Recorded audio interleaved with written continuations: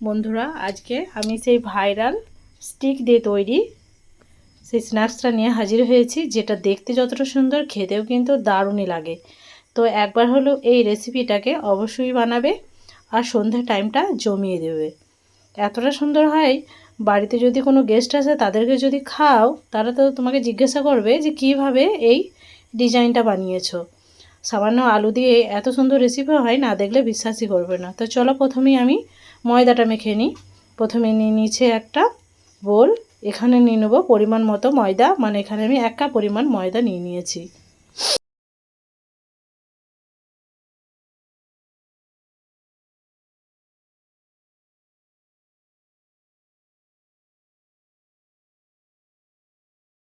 এরপর এখানে 1 চামচ পরিমাণ জোয়ানকে আমি হাতে তালুতে নিয়ে ভালোভাবে ঘষে দিয়েছি। এতে খুব সুন্দর ফ্লেভারটা আসবে আর গ্যাস অম্বল কিন্তু হবে না। তো দেখো দিয়ে দিলাম। দিয়ে দিতে হবে স্বাদ মতো লবণ।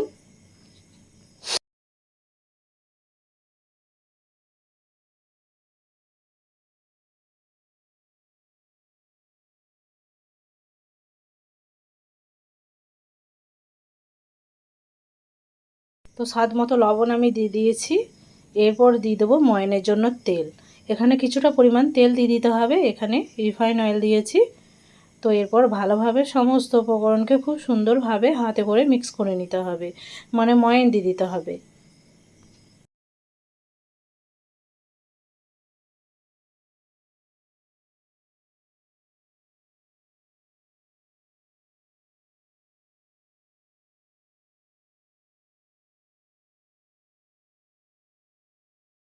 তো বন্ধুরা দেখো, আমি খুব সুন্দর করে হাতে করে ঘষে ঘষে ময়ান দিয়ে দিয়েছি। এরপর অল্প অল্প জল দিয়ে একটা সফট ডো তৈরি করে নিতে হবে। তো অল্প অল্প জল দিয়ে এটাকে ডো তৈরি করে নেব। দেখো,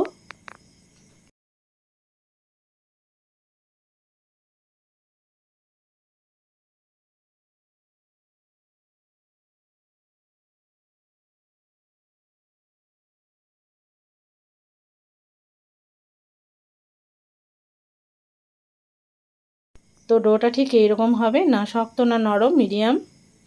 এরপর চলো স্টাফিংটা রেডি করে নিতে হবে। এটাকে আমি এক সাইডে রেখে দেবো। এদিকে নিয়েছি একটা প্লেট। এই প্লেটের মধ্যে আগে থেকে সিদ্ধ করা আলু আমি নিয়ে নিয়েছি, যেটা আমি আগেই সিদ্ধ করে রেখেছিলাম। এটা হাতে করে ভালোভাবে ম্যাশ করে নিতে হবে। খুব সুন্দরভাবে ম্যাশ করে নিতে হবে, যাতে এর মধ্যে কোনো দানাভাব না থাকে।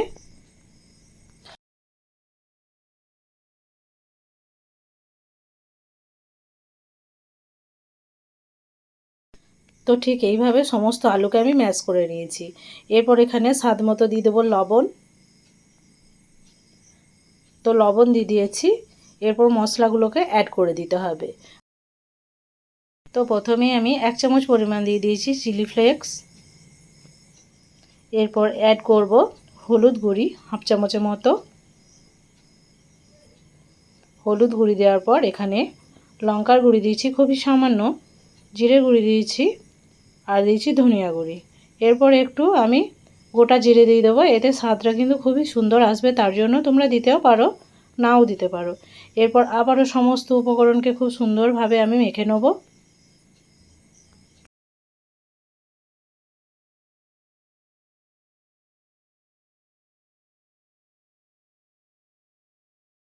তো বন্ধুরা দেখো, স্টাফিং এবার রেডি হয়ে গেছে।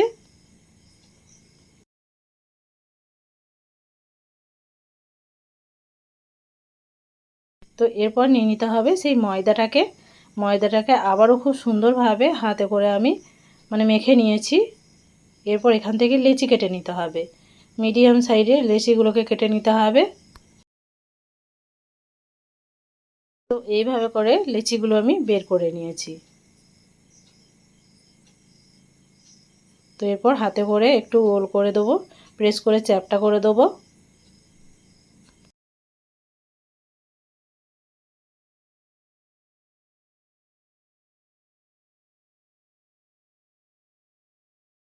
এইভাবে করে সবগুলো রেডি করে নিয়েছি। এরপর একটা লেচি নিয়ে এর মধ্যে কিছুটা ময়দা আমি ছড়িয়ে দিয়েছি। এরপর পাতলা করে একটু বেলে নিতে হবে, মানে খুব পাতলা নয়, যেমন রুটি হয় ঠিক সেইভাবে বেলে নিতে হবে। তো বেলনা চাকির সাহায্যে খুব সুন্দরভাবে এটাকে বেলে নিচ্ছি। দেখো,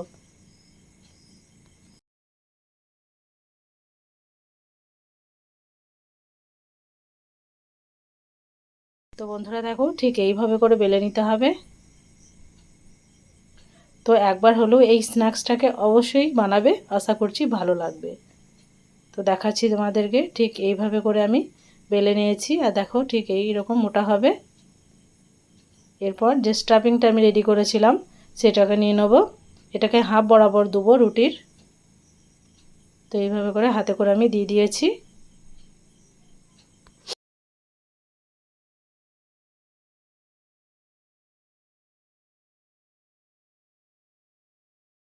তো খুব সুন্দরভাবে স্টাফিংটা দিয়ে দিয়েছি। এরপর দেখো আমি হাফ রুটি দিয়ে দিলাম এইভাবে, মানে ভাঁজ করে দিয়ে দিতে হবে, একটু চেপে চেপে দিতে হবে চারি সাইড।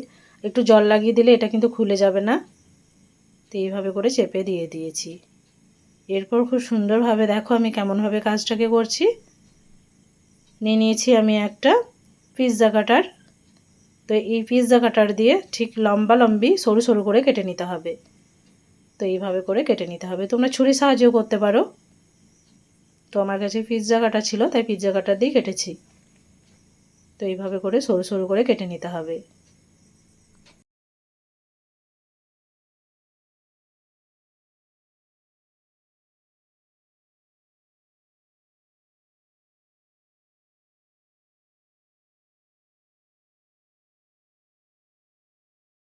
তো সবগুলোই যখন কাটা হয়ে যাবে তখন আবার এটাকে ঠিক করে নিতে হবে, মানে সোজাসুজি করে নিতে হবে চারিদিকে। এরপর স্টিকটা মাঝ বরাবর আমি দিয়ে দিয়েছি। এরপর দেখো কেমনভাবে কাজটাকে করছি, একটু জল লাগিয়ে দিলাম চারি সাইডে। এরপর ভাঁজটাকে করতে হবে ঠিক এইভাবে করে। দেখো এক সাইড থেকে অন্য সাইডে নিয়ে নিতে হবে, আবারও একটাকে অন্য সাইডে নিয়ে নিতে হবে। তো এইভাবে পেঁচিয়ে করে দিলেই কিন্তু ডিজাইনটা খুব সুন্দরভাবে চলে আসবে। তো এইভাবে করেছি। তো আবারও এইভাবে করেছি। দেখো বন্ধুরা কতটা সুন্দর এখন থেকেই লাগছে। তো যখন লাস্টে মানে হবে তখনই দেখে বুঝতে পারবে কতটা সুন্দরভাবে এটা রেডি হয় আর কতটা সহজ পদ্ধতিতে এটা তৈরি হয়ে যায়।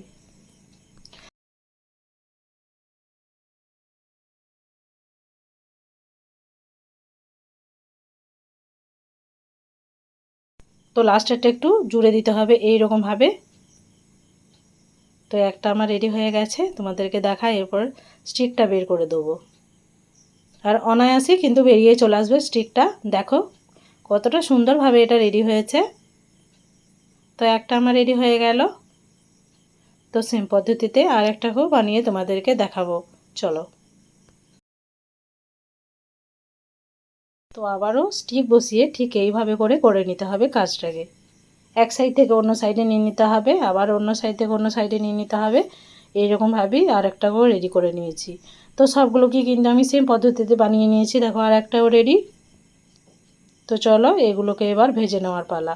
আর দেখো সবগুলো কিন্তু আমি রেডি করে নিয়েছি, সবগুলো তোমাদেরকে দেখাচ্ছি। তো কতটা সুন্দর লাগছে আর কতটা পারফেক্টভাবে এটা রেডি হয়েছে। তো গ্যাস ওভেনে আমি কড়াইয়ে দিয়ে দিয়েছিলাম তেল। তেল এবার গরম হয়ে গেছে। এরপর এই স্ন্যাক্সগুলোকে ভেজে নিতে হবে। তো এক এক করে এগুলোকে ছেড়ে দেবো আমি, টোটাল 2টি করে ভেজে নেবো, যেহেতু ছোটো প্যানটা নাহলে ভেঙে যেতে পারে। তো দিয়ে দিলাম।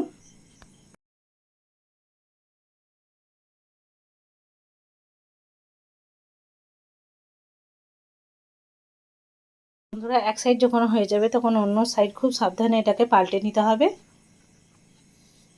তো দেখো আমি এইভাবে করে পাল্টে উল্টে পাল্টে লাল লাল করে ভেজে নিয়েছি। আর এগুলো রেডি হয়ে গেছে, এগুলোকে তুলে নেবো আমি।